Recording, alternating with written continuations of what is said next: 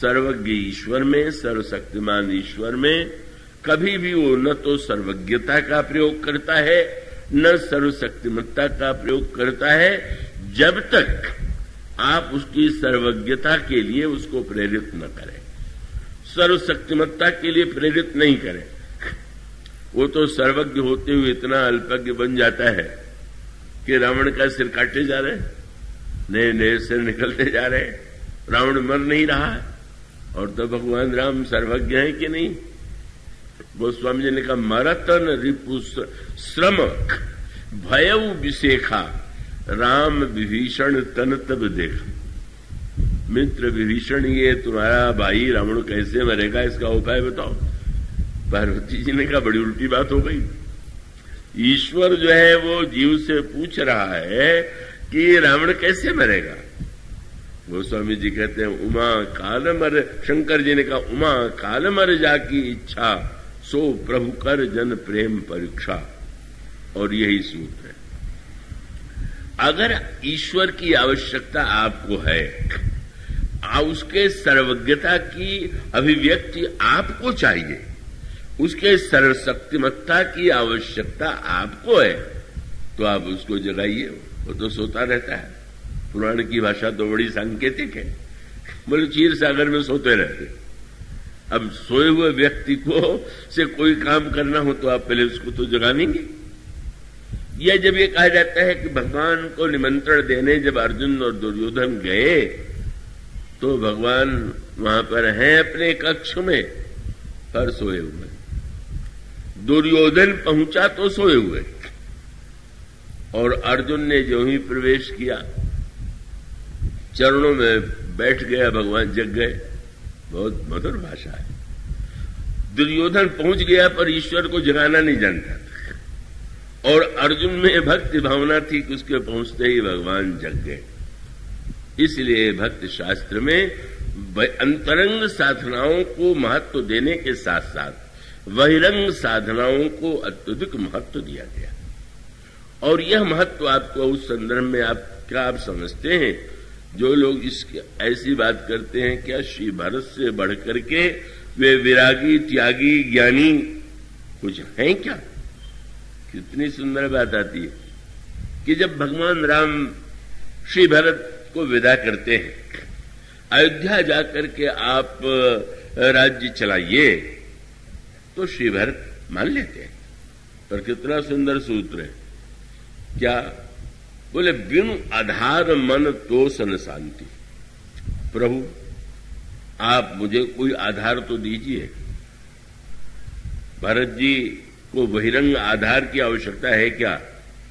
अगर बहिरंग आधार जो है निम्न कोटि की बात है, आधार बिना कोई व्यक्ति होता है क्या? आप बैठे हुए हैं तो क्या निराधार बैठे हुए हैं क्या? आप बैठे हुए हैं पृथ्वी पर, आपकी प्रत्येक क्रिया के लिए कोई न कोई आधार चाहिए, और यह निराधार कुछ नहीं होता। और इसलिए भरत जी आग्रह करते हैं, बिनु आधार मन तो न शांति।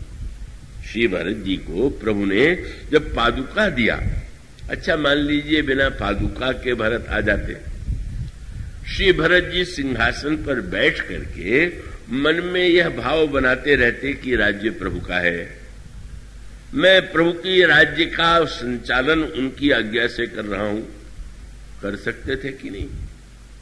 पर पादुका के बिना उनको संतोष नहीं हुआ, उसको उन्होंने सिर पर धारण किया। क्या वो कोई दिखावा था क्या?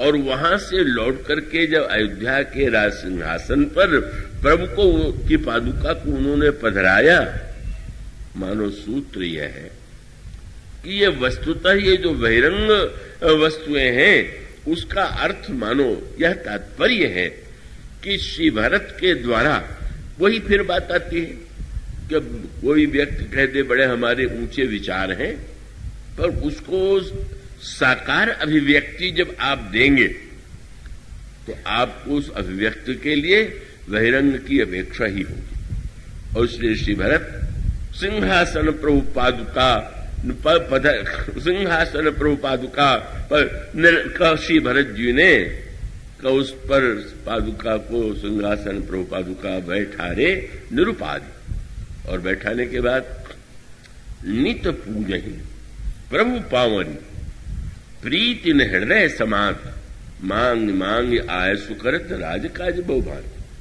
वो पादुका की नित्य पूजा करते हैं और जितने काम करते हैं वो पादुका से आज्ञा लेकर के करते हैं, पर उसका मूल तत्व यह है और यह बड़े महत्व का सूत्र है कि बहिरंग के बिना व्यक्ति कभी कभी अंतरंग में इतने जल्दी अपने आप को बदल लेता है और वो उसकी विकृतियां उसको कहां तक पहुंचा देती हैं कोई सीमा नहीं। इसलिए वस्तुतः भगवान बिना जनाए जानते हैं। कपट मुनि ने जो ये कहा, अगर ये सच होता तो हम लोगों की सब बात जानते होंगे, पर सहायता तो नहीं कर रहे हैं कहीं से, परिवर्तन तो कुछ कर नहीं रहे। आप उनको सर्वशक्तिमान कह रहे हैं पर वो आपको बचा नहीं रहे। आप उनको सर्वज्ञ कह रहे हैं पर आपकी समस्याओं को जानते हुए नहीं दिखाई दे रहे। इसलिए आवश्यकता है कि वस्तुतः हम जब ये शब्द कहा जाता है ना कि मन वचन कर्म विकार तजी तव चरण हम अनुराग ही। ब्रह्मा जब भगवान की स्तुति करते हैं तो क्या ब्रह्मा नहीं जानते थे कि भगवान जनाए बिना सब जानते, पर कितनी जय जय सुरनायक जन सुखदायक प्रणत पाल भगवंता। इसलिए वस्तुतः यह जो गुरु की भूमिका है, यह संत की भूमिका है, उसका सूत्र वही